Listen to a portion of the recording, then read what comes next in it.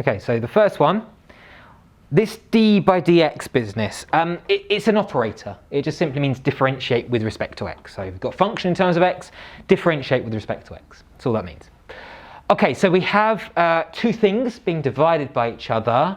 So what rule could we apply here? What technique could we apply to differentiate this?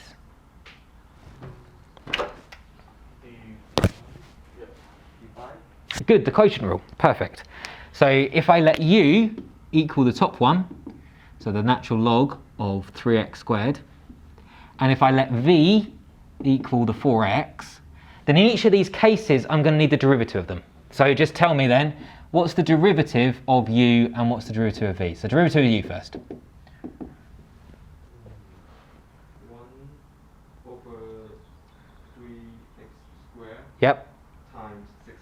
Perfect. So just simply using the chain rule, differentiate natural log becomes 1 over, leave the function alone, multiplied by the derivative of the function. So yeah, so 6x over 3x squared, which becomes 2 over x. Does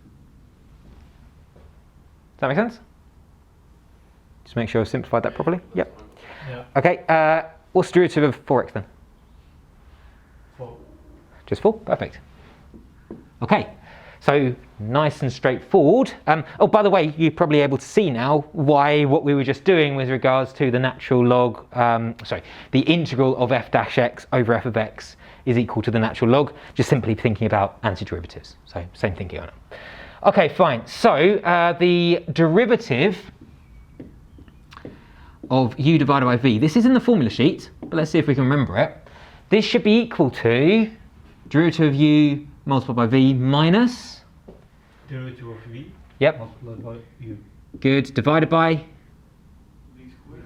excellent. Yeah, well done. So it's in the formula sheet, but it's always good if you've kind of got these in the back of your mind. If you're not sure what order these two things come in, whether it's a subtract or add, the formula sheet is there just to remind yourself, but it's more important to kind of be aware of the formula and aware that it is there.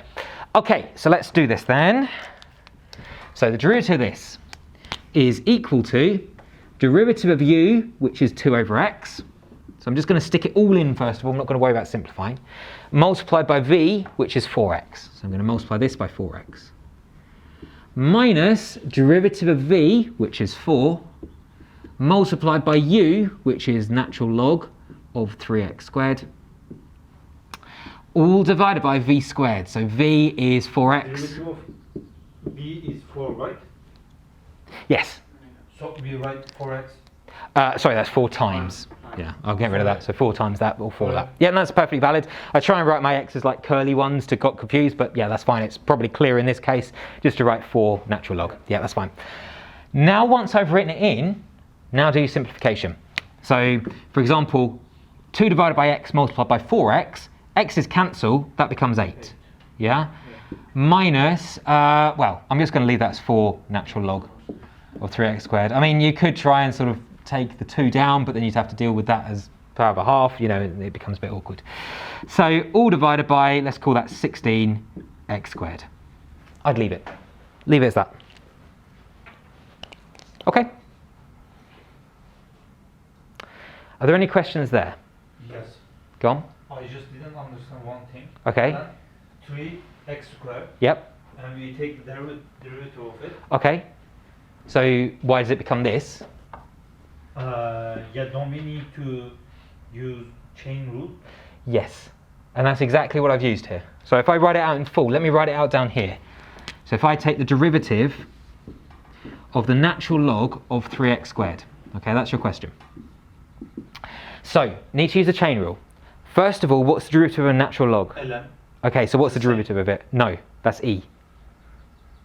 Oh. Yeah? So the derivative of natural log is 1 over. Okay? So it's 1 over, and in this case 3x squared. Okay?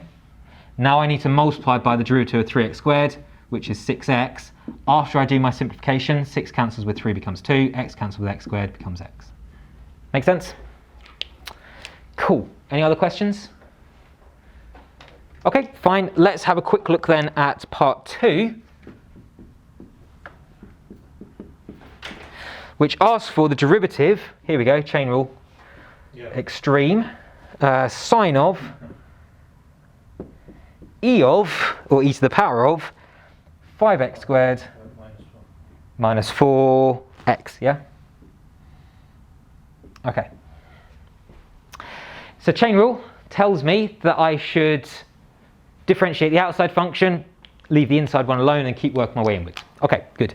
So what's the derivative of sine? Cosine, leave everything else alone. So we get cosine of e to the 5x squared minus 4x, like so. Multiplied with, well, we've dealt with the sine, now let's work inwards with the e, right?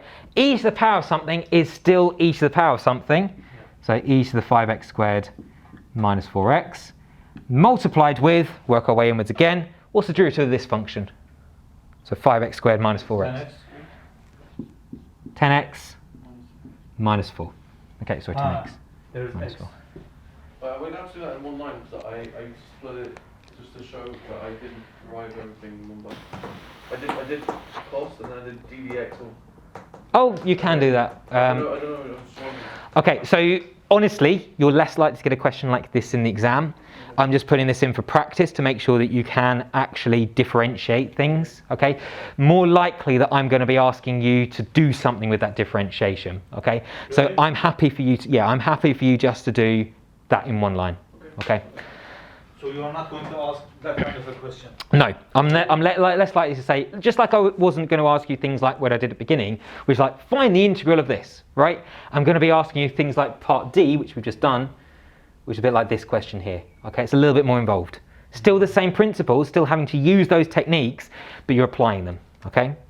Honestly, with stuff like this, with differentiation, the main things that I'm going to be asking are, well, stationary points are the big ones. Yeah. But also I could ask you to do things like find the gradient of the tangent or something like that. Okay, but stationary points are the big waste or big place which I'm going to be using this differentiation.